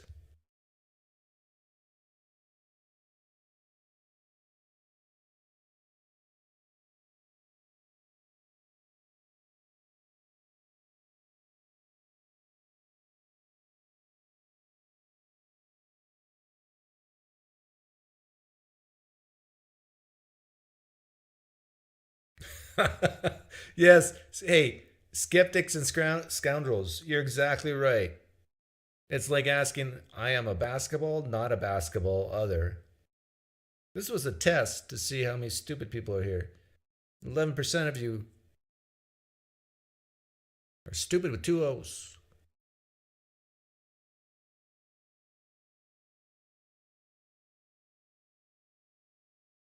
So I just want to talk to the 6% non-stupid theists. The brave ones, you 11%. I mean, you're just here for the abuse, and I'm giving it to you. You sick people.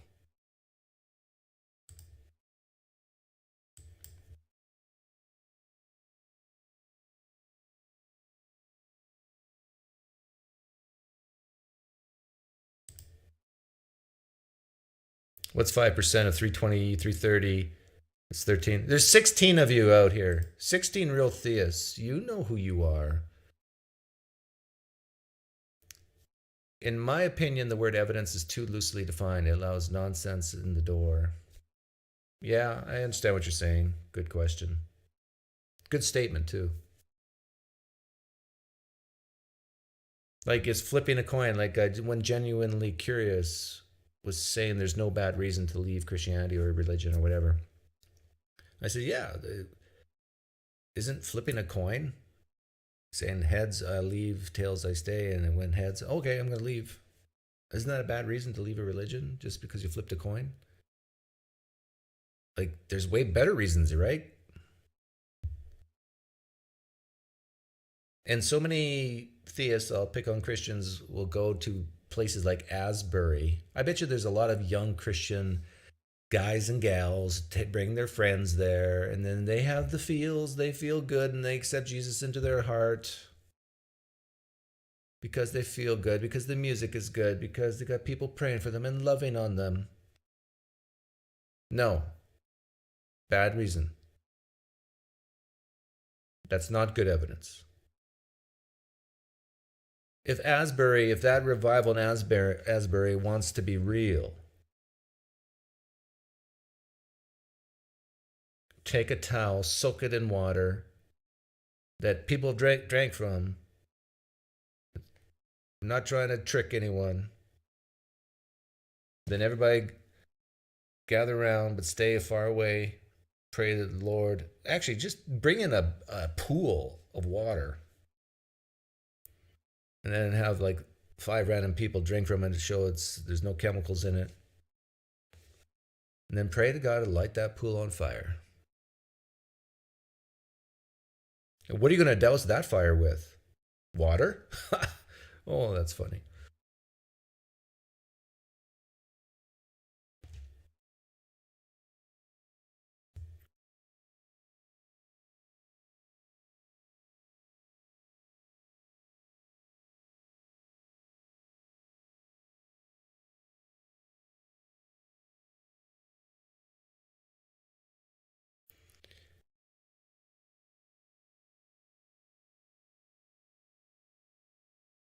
Matthew Nitz, I know what you're saying, and I can tell you're in the 6%.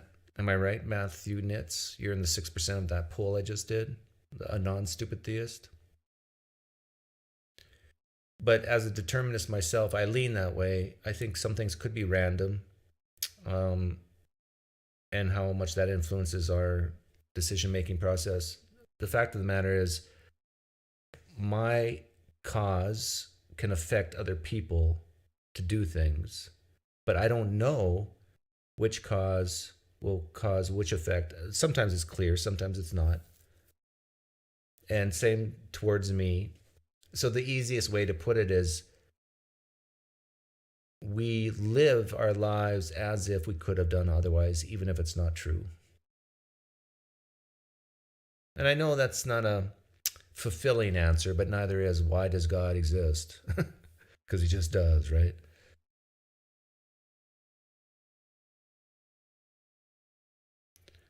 Yeah, if I have made you mad and you like being mad, you should like this live stream. If I've made you happy and laugh, if I made you laugh, you should like this live stream. The only reason not to like this live stream is if you're bored. But if you're bored and you're still here, what's wrong with you? You're stupid and you should leave. Smart people, when they're bored, they get away from what they're bored of. Unless they're paid to be bored. I guess that's a good reason. So it's not my fault you're stupid. Can't fix it. Can't fix stupid. You were just being provocative. Oh, okay. PineCreek, do you think the universe is eternal and uncaused? I would use the word cosmos because when people hear the word universe, they automatically think about our reality. So I would say the cosmos, something material like energy or whatever, is probably eternal and uncaused. It's really hard for me to wrap my mind on the sort of like the closed paper system. The universe had a beginning and it has an end. And there's nothing prior, nothing after. Like viewed like a sheet of paper going left to right. I know some people view it that way too. That doesn't make intuitive sense to me. But when it comes to beginnings of universes, intuitions, I mean, we're squirrels doing calculus here. But at least I'm not accepting, creating, imposing a reality of existence called the immaterial, called spiritual, called disembodied mind.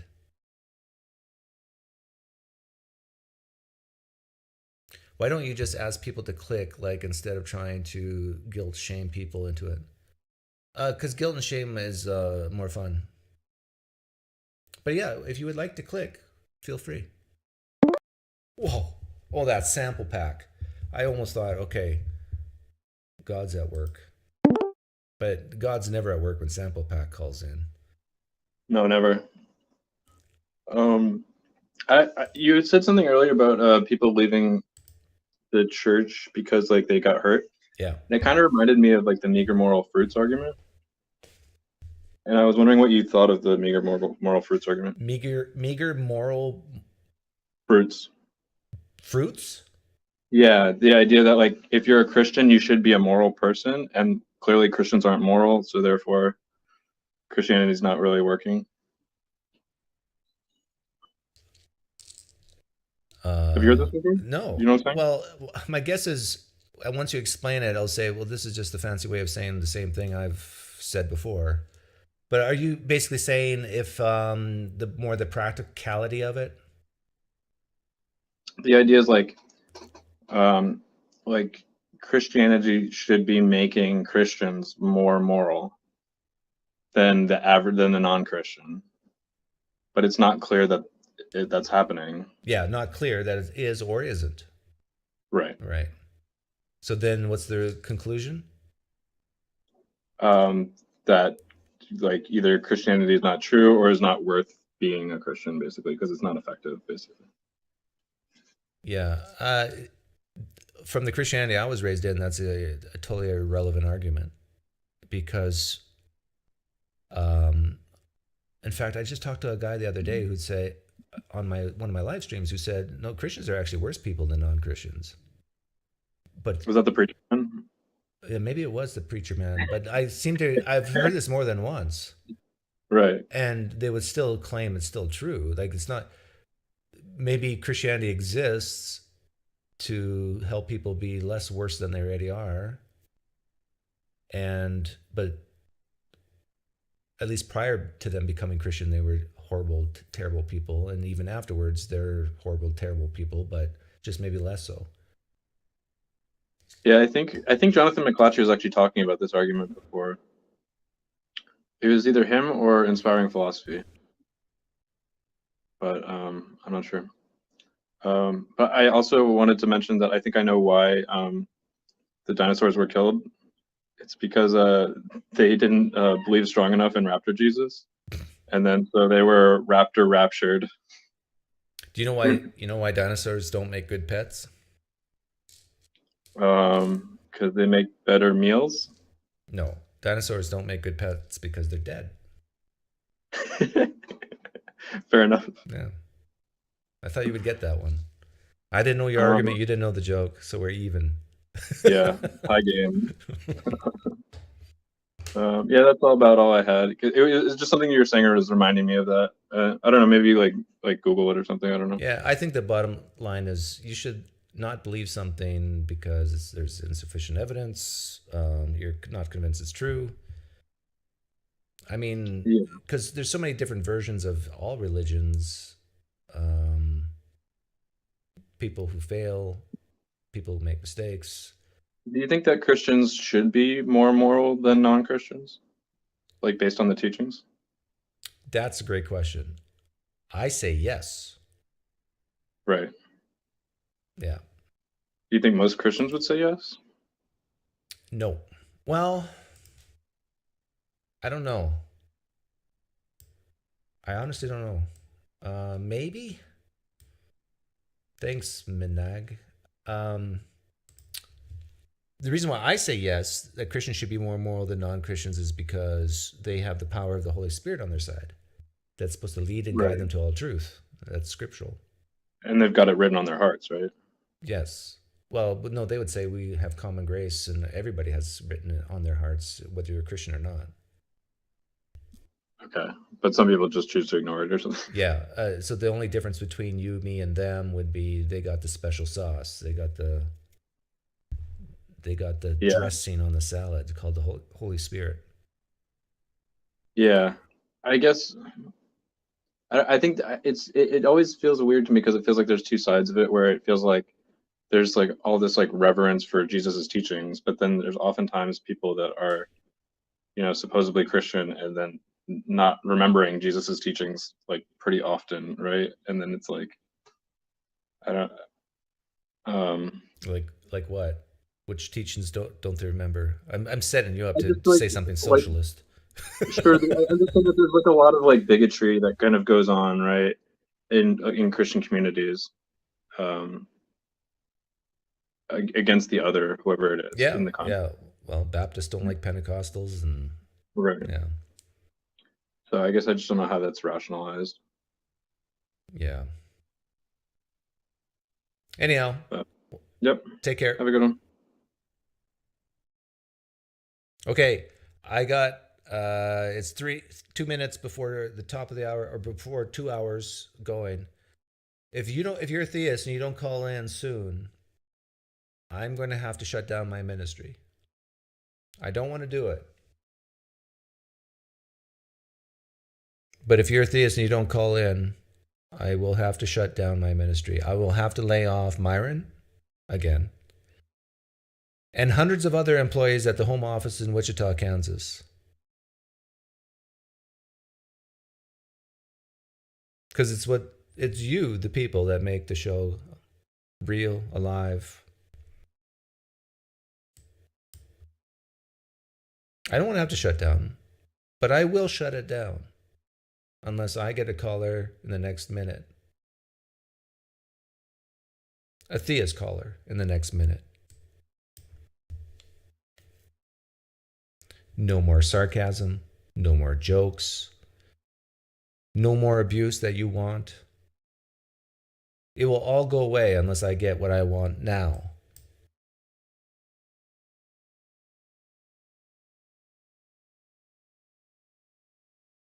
The choice is yours. Choose wisely.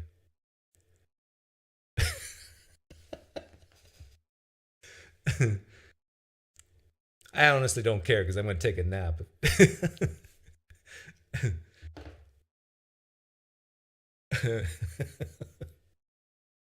Yeah. If you don't call in soon, I will not get my private jet.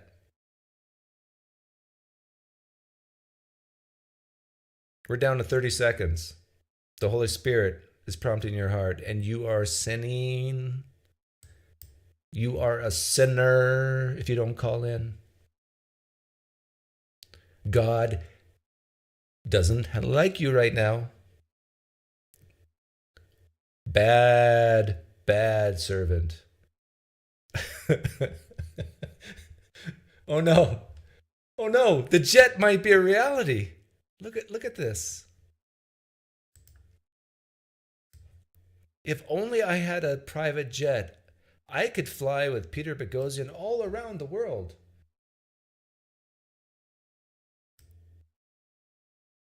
With faithful donors like these, who knows what we could accomplish? I agree Satan is the quality assurance department of God? Yeah, in a way. That, the Satan was a messenger, right? He was the front man, not the front man, the gopher for Yahweh.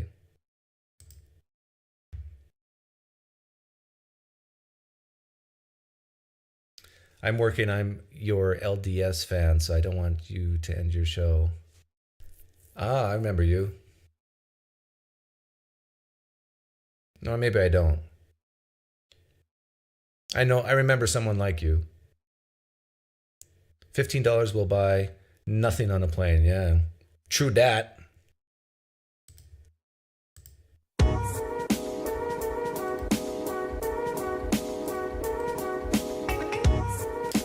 The music started because it's your fault.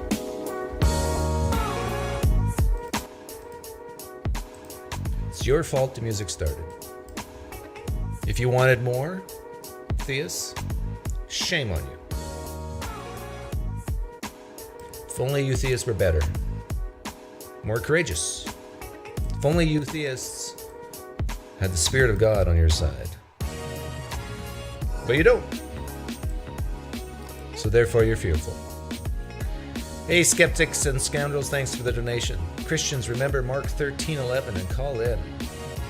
1 Peter 3:15 and call in. Put on the whole armor of God and call in.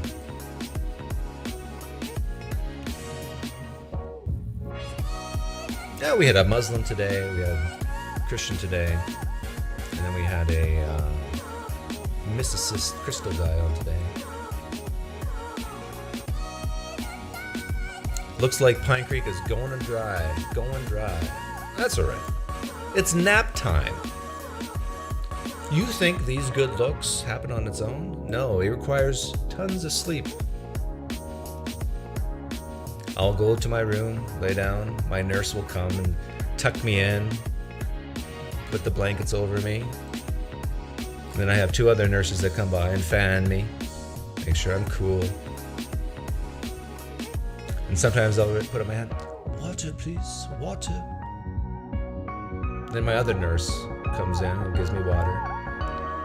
All these nurses are men, by the way, because I believe in the Pence rule. I don't, let women into my bedroom other than my wife. The PineCreek rule.